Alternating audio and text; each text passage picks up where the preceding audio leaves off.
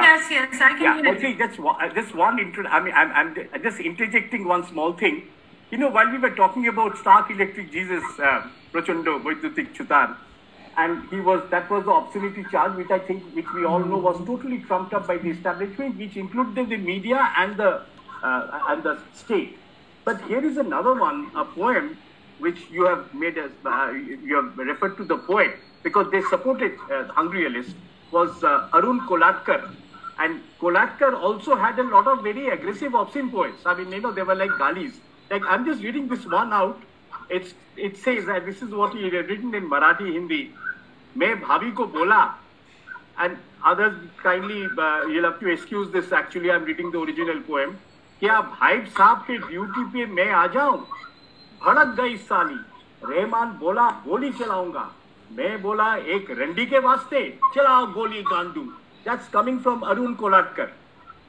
And I think at that point of time, was there a kind of a trend that happened with Hungryalist outside the borders of Bengal? The circumstances were similar in all of India at that time. It was not only a post-partition scenario. It was the 60s were, apart from being Bengal's Renaissance period, I think the conditions more or less everywhere in India were similar. Everywhere around the world it was disruptive and people were perturbed, things like that. But having said that, I have read that particular poem of Kolatkar's. One thing that I must also mention, and as a woman myself, I certainly don't agree to either the language or the suggestion that a woman is to be used either as a language in terms of language or in whatever terms in poetry, just to put across a point maybe, and to a certain extent this has been written about by Joan Kiger too, with respect to Allen Ginsberg and Gary Snyder, who was Kiger's husband. She described them openly as an all-male club, even if this wasn't as apparent in the Hungryalist team, I did ask Maloida about the absence of women in the movement and the poetry, where women to a certain extent were objectified, I'd say. And his answer was that, and I'm sure Maloida is right there, and his answer was that, most men did not want to associate with the Hungryalists, so forget women. I mean, women were literally scared to associate with the Hungryalists. It was only Alo Mitra, I think, who was Tridip Mitra's partner, who went along part of their journey. So, In fact, Alo and Tridip were actually the marketing heads, if you look at it this way. They were really the aggressive marketing people who were marketing this whole thing. And, there were a lot of similarities, when this thing about reciting poem at Michael's graveyard reminded me of, this Jim Morrison's grave in Paris, where people go and actually celebrate, and this whole thing of taking the poetry to the streets was a bit like something that happened again in that rock period. Jerry Garcia, who would not sing for the Grateful Dead, would not sing for money, but they sang for the love. Lot of similarities. Now it's open for speculation about who is copying whom and who is doing whom, kind of a thing. This is one reason why I am consciously avoiding Ginsberg, because there is a lot of feeling, that the Hungryalists were actually brainwashed by Ginsberg, but actually I'm sure you will agree it was never the case. There were two separate parallel movements happening, the beat poets in America, and except that Ginsberg had this thing about this trip about India, and and therefore he had come in contact with them and met them, but he was not the sole reason for the Hungryalist philosophy to happen. No, I don't think so. No, I don't think so. I agree with you. I don't think so. That was the sole reason why the Hungryalist movement happened. It could have been one of the sparks that that kind of ignited some part of it, or maybe some of his mannerisms might have been emulated. They, I mean, I don't think we need to go there actually. The poetry is all that matters. And I have been asked this innumerable times in relation with my book. I've always maintained this, that the story that I wanted to talk about is in a larger perspective. It's not about Malay Roychoudhury, it's not about Allen Ginsberg. It's the larger perspective of a movement that I wanted to portray, a movement happening in the background of the entire cultural revolution and the angst of the people. So everybody is an important character here, not only one or two people. But then tell me this, after 67, by which time Malay Roychoudhury was released, people had got lost, they got into their own things. Some of them went away to the US. There was, of course, a lot of thought that some of them may have been paid off by even the CIA. You know, in the 60s, it was very easy for the Calcutta, the people in Calcutta to accuse somebody of being a CIA agent. Everybody was a CIA agent. You know, even the tram conductor was a CIA agent. So that was like a gully. It was like saying Shala. So CIA agent and Shala were, the same thing. But then, why after 1967, I know the Naxal movement came in, some of them actually went on to join that movement. But why did it fizzle out? Why? I mean, it didn't seem to have, despite all that mass contact, why was this counterculture again phased out? Everything became 6 Prafullo Sarkar Street, which is, as you know, is the Anandabajar office. And, the Ananda Purushkar and that Purushkar and everything. Even in some of the newspapers, they were actually drawing parodies of the hungry generation. There were cartoons coming out of these people, almost like degrading. So, it's out. I think there were several factors. Already people like Pradeep Roychoudhury had been, summoned back by his family. I think the families were also to a large extent very traumatized and frightened and, kind of fed up of all that was going on. I'm sure Malay's and Shumi's parents, even though they have been very supportive, with the raid and all that happening, I'm sure they would have been tired too. At the same time, there were simultaneous raids in Kolkata and in other places where people's houses were raided, all that they had written was taken out. So there was this feeling of being frustrated. The frustration came not only from within, but also from the families. I think they must have been told in various ways that it's time, just like what happens to college kids, it's time you grow up now, bacha, settle ho jao. Right. So I think it was a mixture of all this, happening.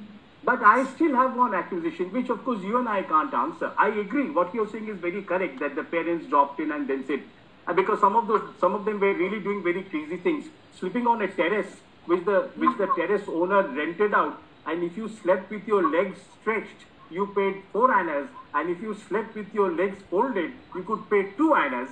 So all that kind of crazy, they didn't have gone into that. But that was not only the Hungryalist, that was the norm.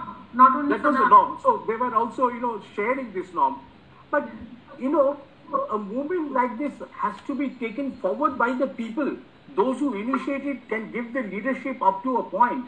But then by 69, the 70, the Naxalite movement had waned out, and we had gone into a different kind of a scenario. I mean, this the counterculture ethos was gone. Because there were so many things. If you look at the 60s, there were so many small revolutions happening. It was not just one thing happening. The fact that this went on and the Naxalite movement happened right after that also tells you, that people were so flustered and frustrated at so many points that, I think they were also totally clueless about whether it was poetry that was going to save them or an armed rebellion that was going to save them. So they really didn't know. Everybody was equally confused. Everybody was equally flustered. So they just went hopping from ganja to poetry to armed rebellion kind of thing, So, and finally, when some of them found jobs, they thought, I think it's time to settle down. Revolution kichu hobe na. Chakri bakri kore, it's time to settle down kind of thing.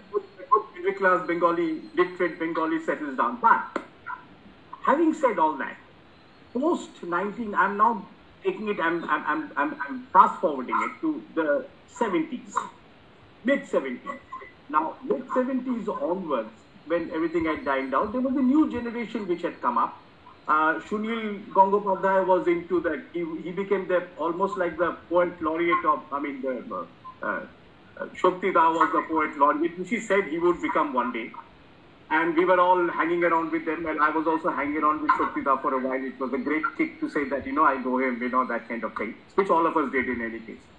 But then the whole thing started fading out. And today what we have in Bengali poetry is by and large, we have gone back to the early 50s, where there are a lot of great poets. I'm not into poetry, so I can't. But I seem to have lacking that excitement of what happened during the Hungryalist, and even to extend the Kutibaj and putting it all together, that era. In fact, what really excites me now is the Bangla bands. And I want to tell you a small story to all those who are watching us, is that there is this band group called Mohin Ghoda. Now, in 1999, Mohin Ghoda were perfectly well established and Gautam Chatterjee was still alive. He was invited to do a show with at a place called Telangana Bagan, in somewhere near Shambhajar, called the Lake Town Crossing. And he went and performed. And the story was told to me by the famous artist Hiron Mitro Stalinda, who did some paintings while the show was going on. This was Gautam Chatterjee's last performance as Mohin.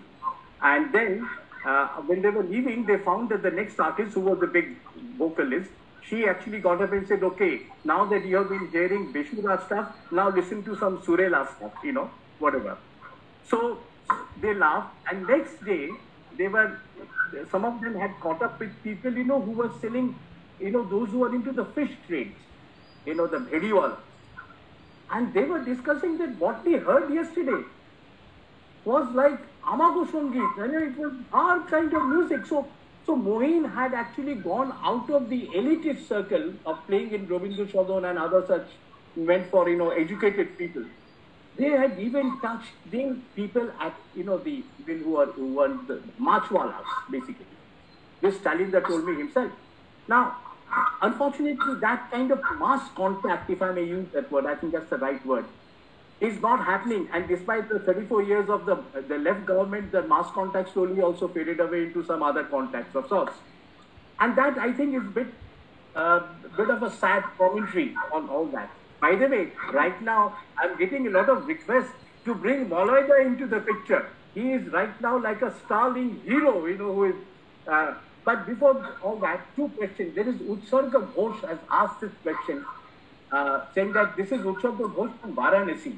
At the time of the Hungry movement, there was another similar kind of movement was going on, anti-establishment movement or counterculture movement. I'm just curious about the fact that whether the movements are same or is any kind of difference between the two. No, I think the Hungryalist was an anti-establishment stroke counterculture movement. Would you agree to that? Maybe he's talking about the Hindi Akavita movement that he would have heard of in Varanasi. And he's right. In fact, there is a mention of the Akavita movement which was, heralded by Ramdhari, Dinkar Saab and all that. So yeah, that was also a very powerful movement that happened. Yeah, I mean, in the northern belt, in the Hindi literature had the Kavita movement, and Hindi literature has had not only one but quite a couple of counterculture kind of movements, anti-establishment, or moving away from the established norm kind of things. So yeah, definitely, yeah. Maitreyee, another question coming up from Sujit Ghosh.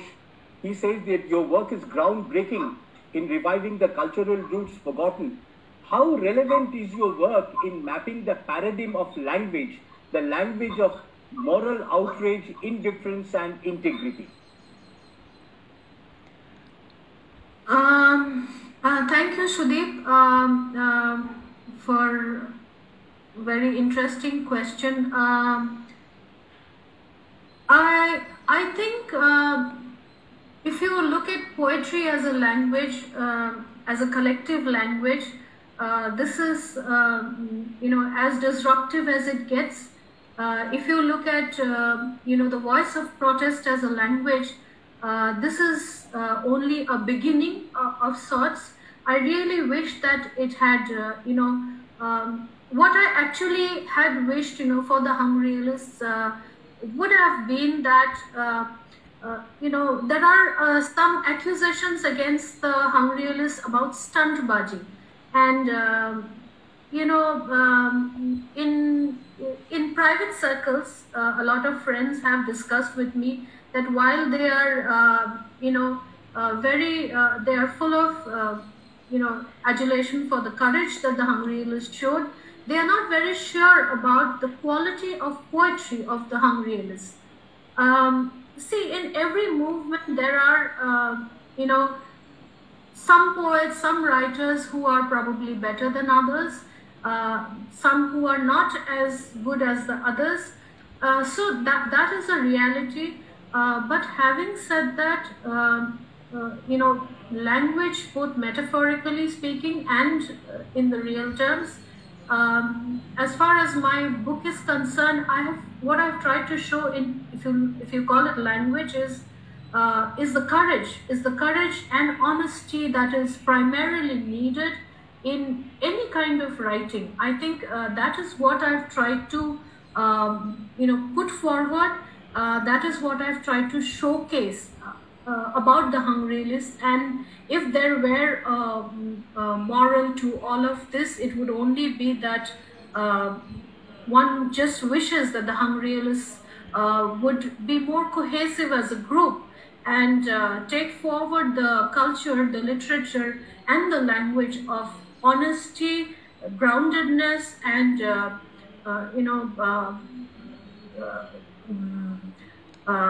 realistic poetry to the masses, as well as everyone in general. So if there is a language in all of this, it is the language of honesty and bravery and truthfulness, I'd say. Yeah, and in that sense, I think the Hungryalist, my book, The Hungryalist, is a layered read, and that is the crux of the matter at the bottom of the book, Hungryalist. Yes, you could call it that. Since you said that, can I just extend the question to that one? There's another question coming up on the thing. Would you like to continue with your Hungryalist movement, to which we all are part of? Would there be Hungryalist Part 2, sort of, post-Hungryalism? And also with that, Binoy Majumdar's poetry, would that be translated? Yes, I am working on something with regards to Binoy Majumdar. I'm slightly confused in the head about what it is finally going to be, but Binoy Majumdar is somebody who fascinates me a lot, and there is something that I am doing on that front. Not necessarily translation, though I have translated a couple, but I'm looking at something that is larger. But having said that, in terms of the Hungryalist, there has been talk about an anthology. I'm compiling all the Hungryalist poets and translating that. I've been in talks with Orunava Sinha in this regard. It remains something that we plan to do at some point. I don't know when that will happen. In the middle of the pandemic happened and stuff like that. But Ornavo has also shown interest, so it remains something that we would like to do. I don't know when we'll get to it, but the material has been compiled, yes. So in that sense, yes, but in again telling another story of the Hungryalist, no. I think there are, I think a writer, at least someone like me, can write a book like the Hungryalist only once in a lifetime. I cannot write another Hungryalist again. It is way too layered, and if you read the book closely, it has taken so much of me, from me in so many ways. I don't think I can write another book like the Hungryalist again. I'm with you, but I'm happy. It will always be one of my favorite works, no matter how many books I write. So I'm sure you will write lot more books. Oh, there's a question. It says that how do you translate the slangs? I've translated some. I haven't translated all the slangs I've translated, but the translations in the Hungryalist haven't been done by me. Some of them, they are by various other more qualified translators. So I haven't translated the poems in the book. So excellent. That was from Bodhya and Mukherjee, and I have an interesting comment. It says that the Hungryalists were actually Angryalists. It was not just hungry; it was the anger at the establishment and whatever. And Uchorgo Ghosh has this small question saying that no, he was not talking about the he was talking about the anti-established movement in Bengal, of which Shubhibol Misra was a part. Well, no. If there was some other movement in this regard, I'm not aware. Yeah, this name also is sounding little. But then, this what you said, actually, with what you mentioned just now, that you and Arunabha Sinha, and as you know, Arunabha was here on our Art Pickle show. He's been like you, always support anytime you want him there. And he came and said something that he says that I translate without going through the original. So, it left us all stunned. Then how do you do it? So, but with both of you all trying to put Hungryalist together, believe me, I think both of you have done an amazing piece of work too. For the entire literary circle, yes. And minute you all do that, I'm sure you all will be on live with me on the show. Minute the book. I'm booking you all. The Art Pickles is virtually booking you all for the first show. All right. Now, I think we have done, oh my God, this is the longest chat we have had. And even if I take out, say, about 10 minutes for the disruptions on the internet and other such things, an hour and 20 minutes actual we have discussed, and it's been amazing. It's a new subject. It's something new. Bodha and Mukherjee say that Shubhibol was never a Hungryalist. He was a loner. So you do have some of these one-man bands kind of thing that we can do it. So if there are, do we have any other questions coming up? Because now I think we have done about an hour and a half, and all of you all are, I think, right now more into Hungryalist. But one question to you. Ever since you wrote the book in 2018 and now we are 2020, what has been the response to the book? I'm not really asking you, the number of sales is one thing. But do you think there is a renewed or a new interest that has developed with the younger generation on this Hungryalist movement? Certainly yes, but I wouldn't credit it all only to my book, to be very realistic. I think 80% of that credit goes to Malay Roychoudhury, who is so active in every possible way. Something, a note of caution is also that, as a writer myself, and I would, people who are very influenced by the whole act of revolution and the whole terminology of revolution. What is more important is good writing. Eventually, it is good writing that lasts long. Eventually, no matter how much you try and revolutionize things, if your writing isn't good, it doesn't stand. So, my, if I may, a little advice to those who want to follow in the footsteps of the Hungryalist. There has been a lot of talk about revival of the Hungryalist. So this is the only thing I'd like to say is that balance it out. There can never be any revolution, meaningful revolution, without substance involved. And I don't mean gaja like that. Yeah. Substantial point.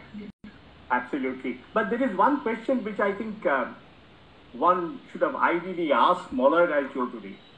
That for the last 70 years, and I'm talking 1970, by which time the whole thing was over, he had got his job back, and that too at Reserve Bank, moved down from Patna, Imli Bazar, Kathmandu, all those various places, and of course the entire lanes and by-lanes of Kolkata, Khalachitola. He goes and settles down in Mumbai. And he has been there. He is 80 right now. Am I right, Maitreyee? He should be about 80.